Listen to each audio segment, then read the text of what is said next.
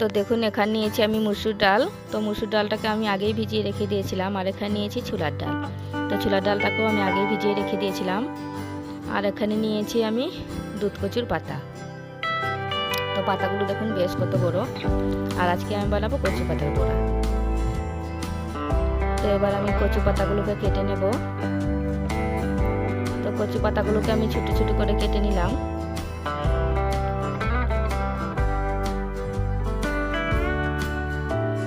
তো দেখুন আমি সব কচু পাতাগুলোকে কেটে নিয়েছি। আর পিছের দিকের মোটা অংশগুলোকে আমি কেটে বের করে দিলাম। আর ডালগুলোকেও আমি বেটে নিয়েছি আর একসাথে মিশিয়ে নিলাম। তো এখানে দিয়ে দিলাম আমি স্বাদ মতো লবণ। আর দিয়ে দিলাম 1 চামচ গুঁড়া মরিচ। আর দিয়ে দিলাম হলুদ।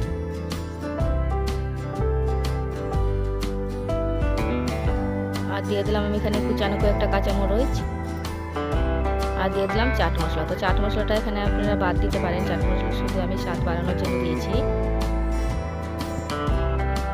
আর দিয়ে দিলাম রসুন বাটা ও আদা বাটা। তো রসুন বাটা আদা বাটা না দিলেও চলবে। তো দিয়ে আমি ভালো করে মাখিয়ে নিচ্ছি দেখুন। তো এগুলোকে আমি ভালো করে মেখে নিলাম। তো দেখুন এবার আমি নিয়েছি কচু পাতাগুলো। তো কচু পাতার মধ্যে আমি এরকম করে সাজিয়ে দেবো দেখুন। আর আমার রেসিপি যদি ভালো লাগে, আরও নতুন রেসিপি পেতে আমার চ্যানেলটি সাবস্ক্রাইব করে দিন আর একটি লাইক দিয়ে দিন। আর দেখুন উপরে দিয়ে দিলাম আমি আরেকটা কচু পাতা। আর কমেন্ট করে জানাবেন আমার রেসিপি কেমন হয়েছে। তো এই বড়াগুলো কিন্তু খেতে খুব দারুণ লাগে। তো দেখুন এখানে আমি 2-3টা করে পাতা দিয়ে দিলাম। তো আপনারা চাইলে আরও বেশিও দিতে পারেন। তো এবার আমি সাইডের এক্সট্রা জায়গাগুলো কেটে বের করে দিচ্ছি। তো আপনারা এক্সট্রা জায়গাগুলো না বার করলেও হবে, মুড়ে দিতে পারবেন। তো আমি এক্সট্রা জায়গাগুলো সব চাকু দিয়ে বের করে দিচ্ছি। তো এবার আমি এটাকে রোল করে নেব। তার রোলটাও কত বড় হয়েছে দেখুন।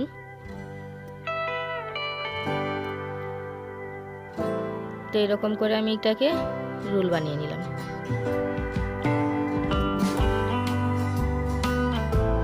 কত সহজেই হয়ে গেছে দেখুন। তো আপনারা চাইলে এখানে সুতা দিয়ে বেঁধে দিতে পারবেন।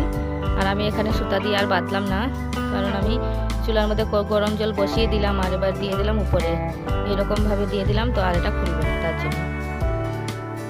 তো এটাকে এখন আমি 5-10 মিনিটের মতো ভাপিয়ে নেব। দেখুন তো আমার এটা ভাপানো হয়ে গেছে আর বেশ শক্ত হয়ে গেছে দেখুন। তো এবার এটাকে আমি নামিয়ে নেব। তো নামিয়ে একটু ঠান্ডা করে আমি একটুকে পিচ করে নেব। তো দেখুন এবার আমি চাকুর সাহায্যে এটাকে ছোট ছোট করে পিচ করে নেব মাছের মতো। আর কত সুন্দর হয়েছে দেখুন।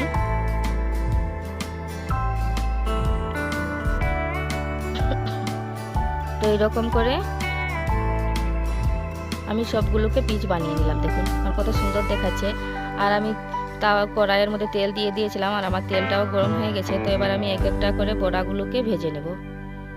তো এখানে আমি একসাথে অনেকগুলো বড়া দিয়ে দিলাম। আর এবার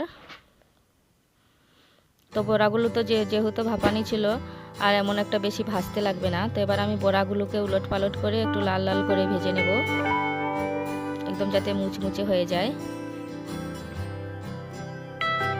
তো সবগুলো বড়া আমি উলট পালট করে ভেজে নিলাম দেখুন।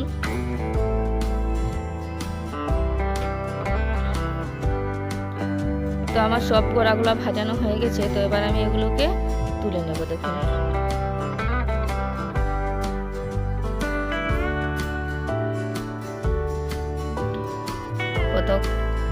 দেখুন তো আমি সব বড়াগুলোকে নামিয়ে নিলাম। আর কত সুন্দর দেখাচ্ছে দেখুন। আর কত সুন্দর হয়েছে দেখুন। এরকম ভাবে ছুটালে ছুটে যায়। আর আমার রেসিপি দেখার জন্য আমি সবাইকে অসংখ্য ধন্যবাদ।